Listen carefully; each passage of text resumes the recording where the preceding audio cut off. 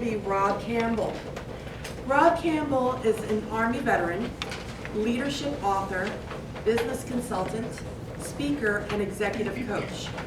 He is one of our newest Toastmaster members and will be conducting his Icebreaker speech this morning titled, Valor in the Workplace. His speech will be 5 to 7 minutes long. Fellow Toastmasters, please help me welcome Rob Campbell.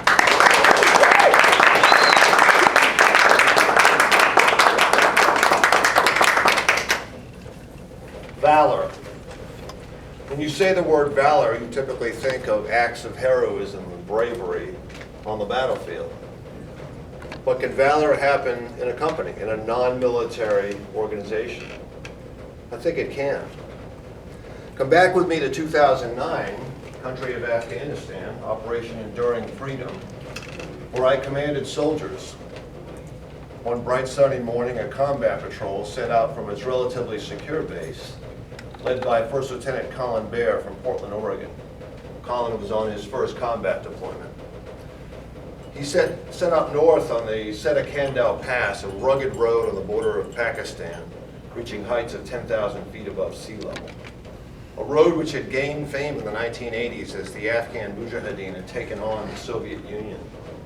Well, this road would live up to its reputation that morning as Colin Bear's patrol came under a rocket-propelled grenade attack.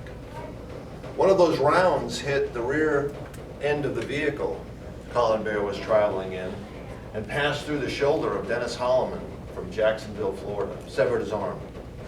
That same round went through the leg of Jack Shoemaker from Chicago, Illinois, severed his leg at the knee.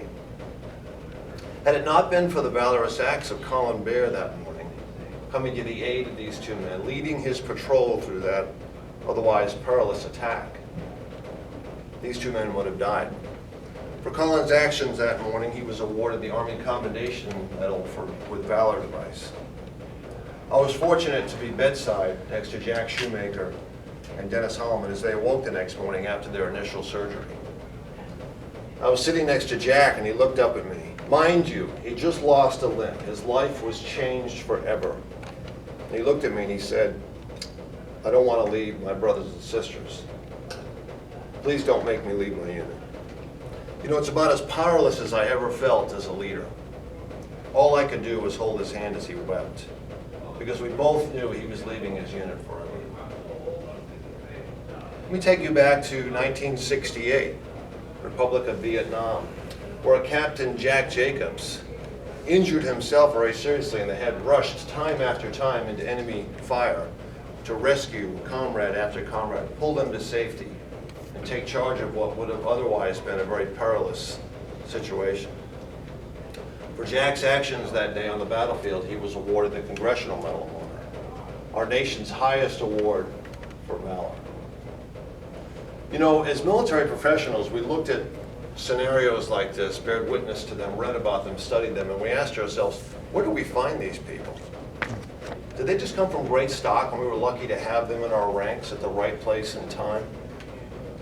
Well, the answer is, they're just like you and I. That's right, there's a Medal of Honor winner sitting in this room. There's a Medal of Honor winner in a company here in Wilmington, probably several of them.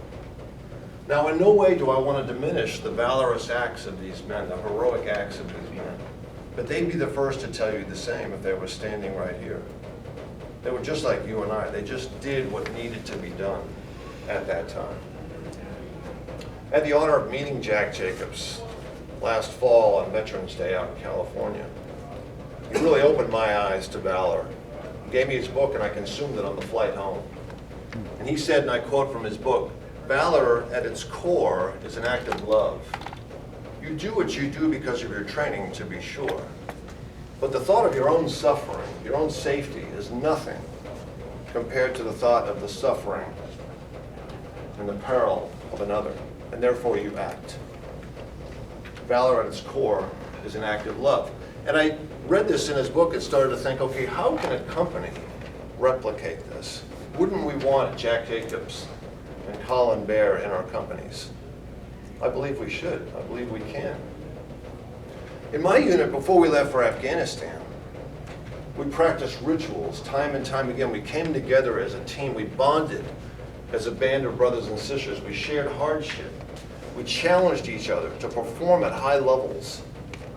We argued, we fought, we loved each other. Hence valor was born. Hence Colin Baird did what he did on the battlefield that day. You see, valor can transcend military to civilian. In the workplace, it might look like a worker who comes out from behind their computer screen. Their busy task, their performance measures are being held to at risk to their own job to come to the aid of another. You know, at the end of the day, we're all just people. Soldier, civilian, sergeant, salesperson, Marine, marketing manager.